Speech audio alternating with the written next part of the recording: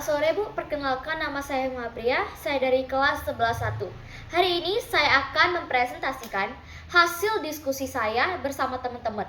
Pertama-tama yang akan saya bahas di sini, apakah prinsip Gross-Schlick dan Weltanschuk masih dipegang teguh oleh pemerintah dan masyarakat? Menurut saya, secara konstitusional, Pancasila tetap berdiri kokoh sebagai dasar negara atau Gross-Schlick dan sebagai pandangan hidup bangsa atau Weltanschuk. Namun, realitasnya pemerintahan dan masyarakat Indonesia masih belum memegang teguh nilai tersebut dan mengimplementasikan nilai tersebut secara konsisten. Jadi, di sini timbul pro dan kontra dalam kesenjangan nilai realitas dan kesenjangan konteks hukum. Di sini saya akan membahas beberapa bukti tentang pandangan kritis saya tadi. 1. Masih maraknya kasus korupsi tahunan di kalangan pejabat negara baik di tingkat pusat maupun daerah. Hal ini tentu melanggar Pancasila sila kelima mengenai keadilan sosial. Kejahatan kerah berbaju putih ini pasti merenggut hak-hak rakyat kecil demi kepentingan pribadi dan golongan. Selanjutnya yang akan saya bahas, kedua, masih maraknya kasus intoleransi. Misalnya, penolakan izin pembangunan rumah ibadah. Kedua,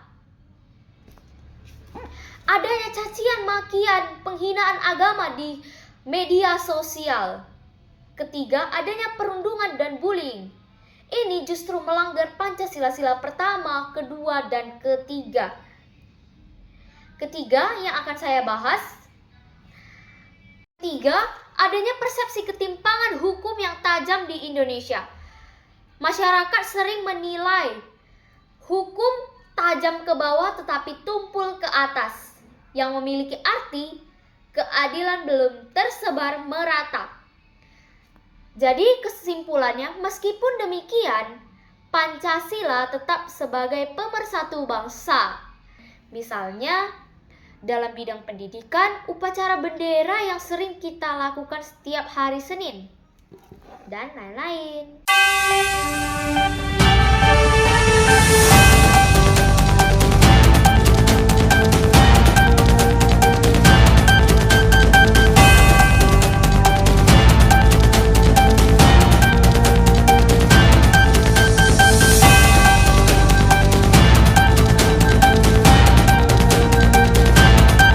Nomor 9, itulah kita tolak supaya warga sekitar ini juga ikut mengetahui bahwa di mana kalau ada suatu peraturan yang dilanggar, ini pasti ada rencana jahat, ada rencana pemurtadan, ada rencana misionaris, ada rencana untuk melakukan istilah pemurtadan terhadap umat Islam yang ada di sekitar tempat ini.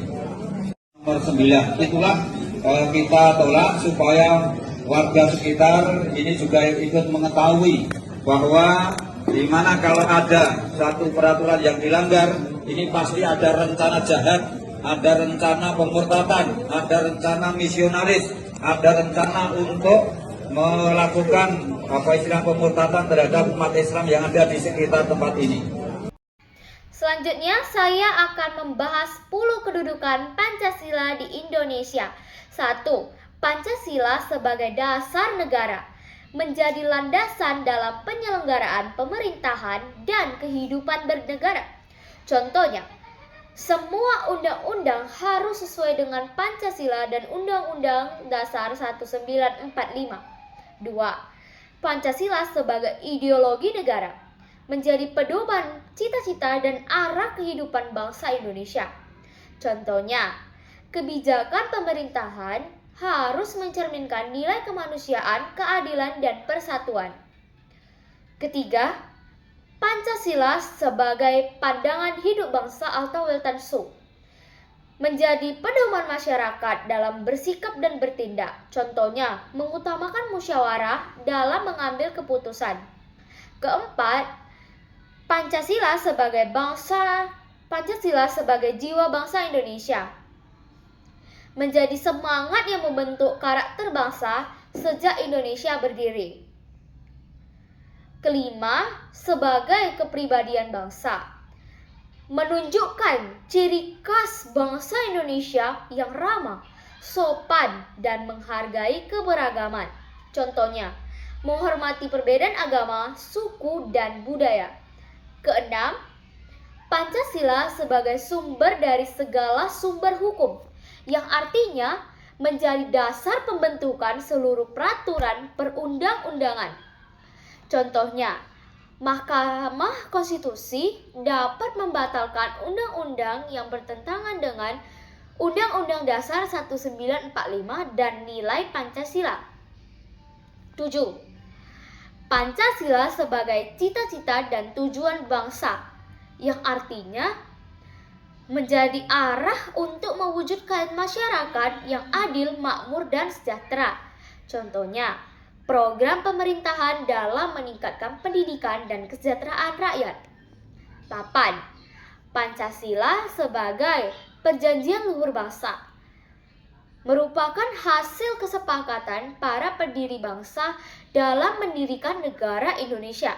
Contohnya, Pancasila disahkan pada 18 Agustus 1945 sebagai dasar negara. 9.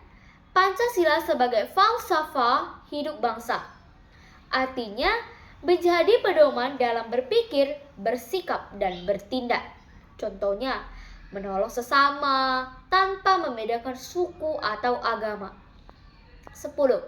Pancasila sebagai pemersatu bangsa, yang artinya Pancasila menyatukan masyarakat Indonesia yang beragam. Contohnya, semboyan Bhinneka Tunggal Ika menjaga persatuan di tengah perbedaan.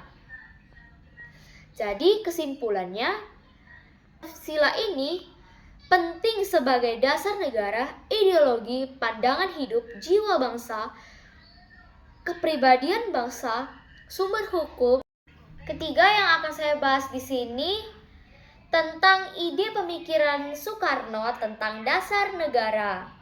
Sidang pertama BPUPKI tanggal 1 Juni 1945, Ir Soekarno menyampaikan pidato yang berisi usulan dasar negara Indonesia. Dalam pidatonya, beliau menyusulkan 5 prinsip, yaitu 1. Kebangsaan Indonesia, yaitu mengutamakan persatuan seluruh rakyat Indonesia tanpa membedakan suku, agama, ras maupun golongan. Kedua, internasionalisme atau perikemanusiaan, yaitu menghormati hak asasi manusia dan menjalin hubungan baik dengan bangsa lain. 3. Mufakat atau demokrasi, yaitu setiap keputusan diambil melalui musyawarah untuk mencapai mufakat, bukan dengan paksaan. Keempat, kesejahteraan rakyat sosial, yaitu negara harus mewujudkan keadilan dan kemakmuran bagi seluruh rakyat Indonesia. Kelima, ketuhanan yang berkebudayaan, yaitu setiap warga negara bebas memeluk agama dan saling menghormati antar umat beragama. Selain itu, Soekarno mengatakan bahwa kelima prinsip tersebut dapat diperas menjadi trisila, yaitu sosio-nasionalisme, sosio-demokrasi.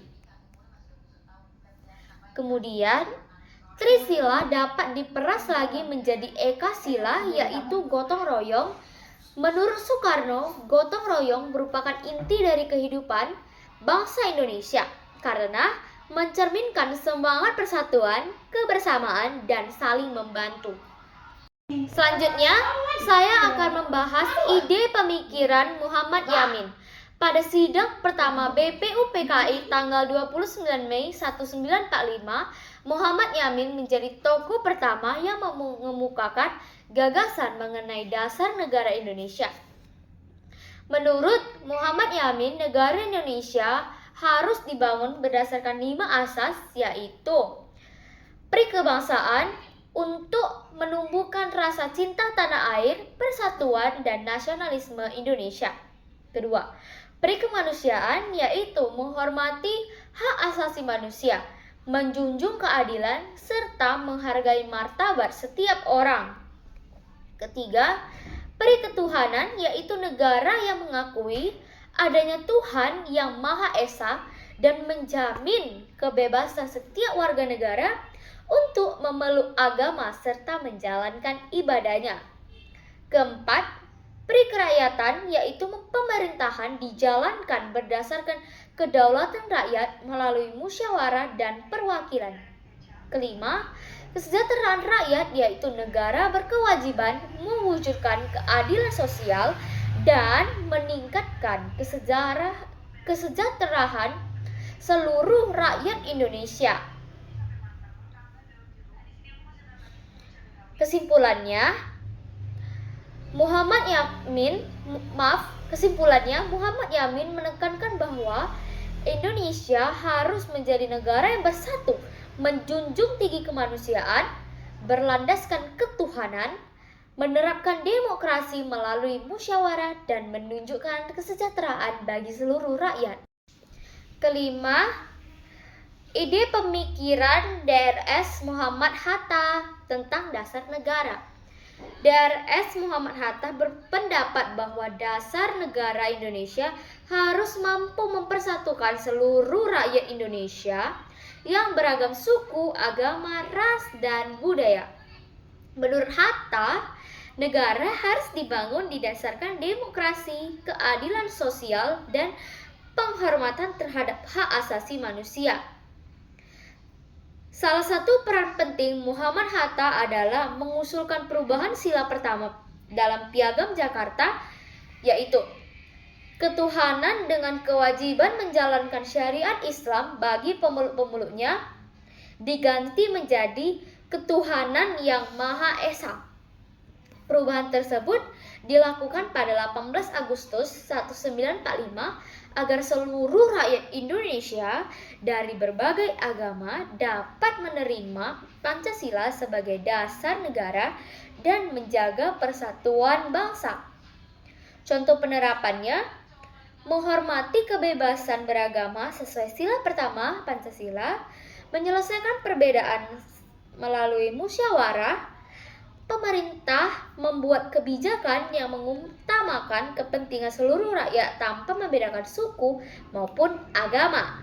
Kesimpulannya, pemikiran Muhammad Hatta menekankan bahwa Indonesia harus menjadi negara yang demokratis, menjunjung tinggi persatuan, dan menghormati keberagaman. Yang keenam, saya akan membahas ide pemikiran Supomo. 1. Persatuan. 2. Kekeluargaan. 3. Keseimbangan lahir dan batin. 4. Musyawarah. 5. Keadilan rakyat. Supomo ada menjelaskan tentang teori integralistik, yang artinya negara adalah satu kesatuan utuh antara pemerintahan, rakyat yang bekerja sama demi kepentingan bersama. Supomo menolak individualisme, fokus pada individu, dan teori golongan, fokus pada kelas penguasa. Menyatu dengan rakyat, mengutamakan kepentingan nasional, berasaskan kekeluargaan, musyawarah, mufakat, dan kesejahteraan umum.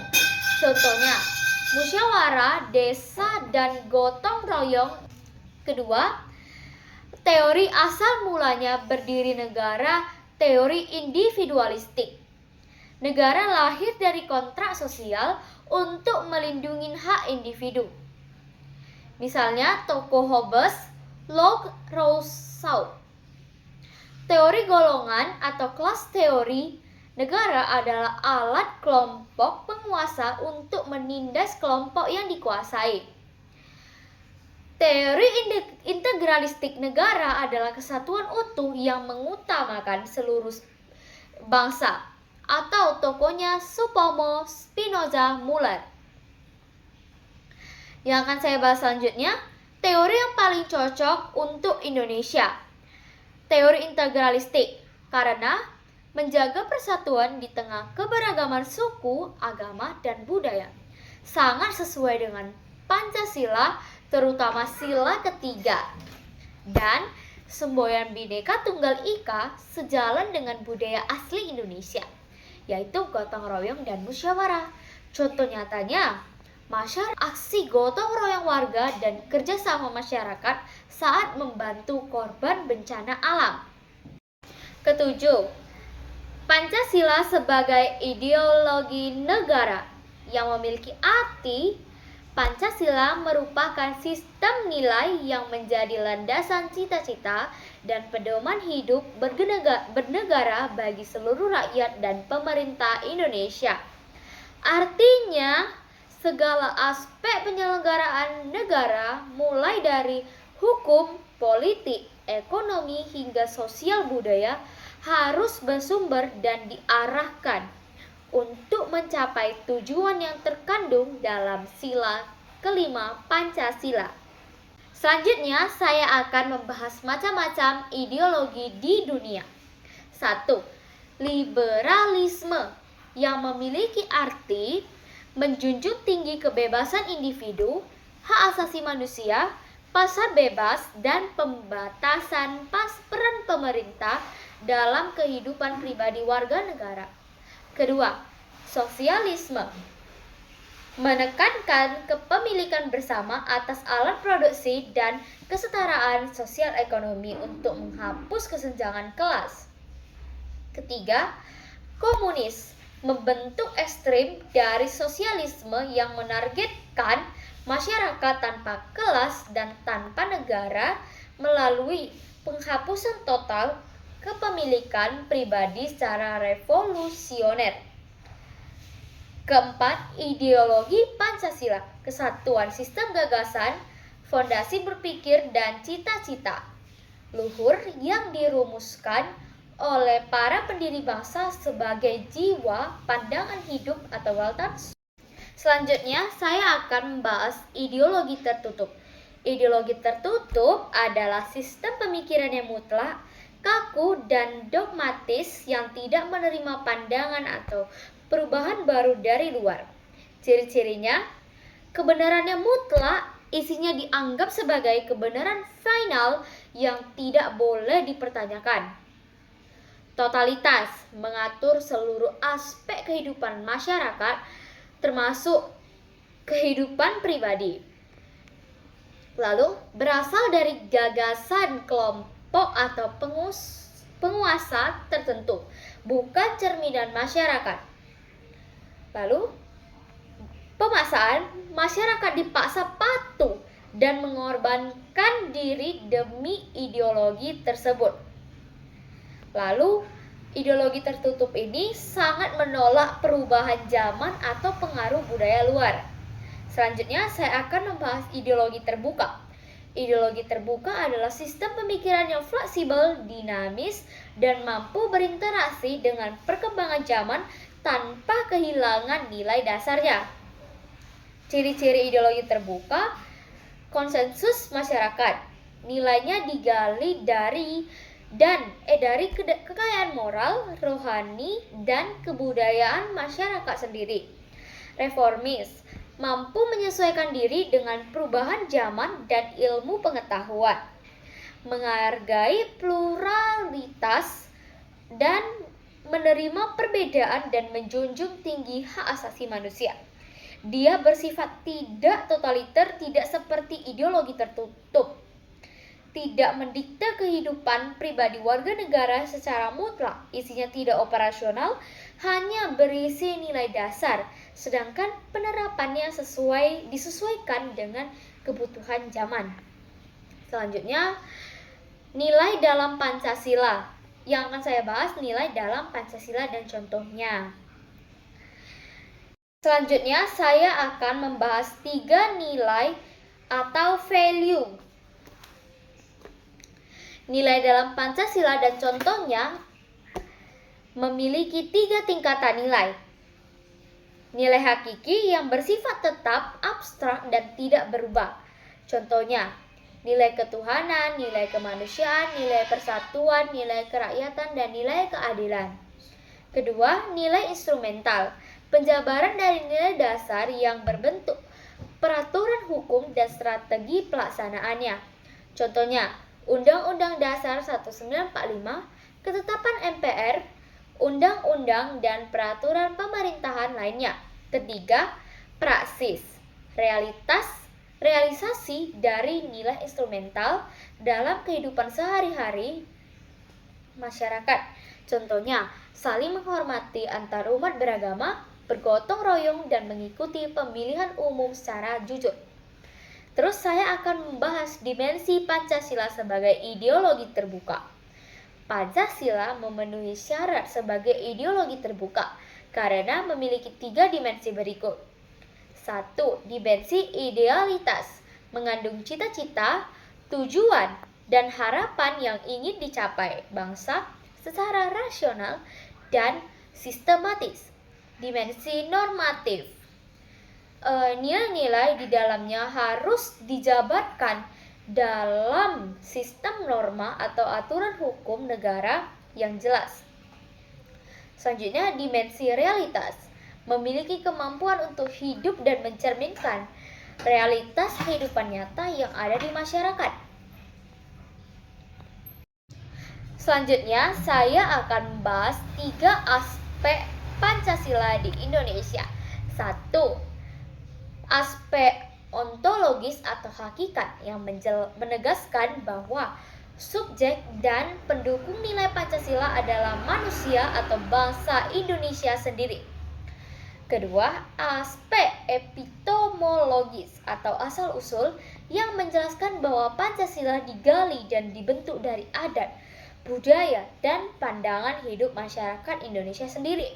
Ketiga, aspek aksiologis atau nilai dan manfaat yang memiliki arti menunjukkan bahwa Pancasila berfungsi sebagai pedoman moral, dasar negara, dan sumber nilai untuk mencapai keadilan sosial. Sekian hasil presentasi saya, terima kasih. Jika ada kesalahan kata mohon dimaafkan.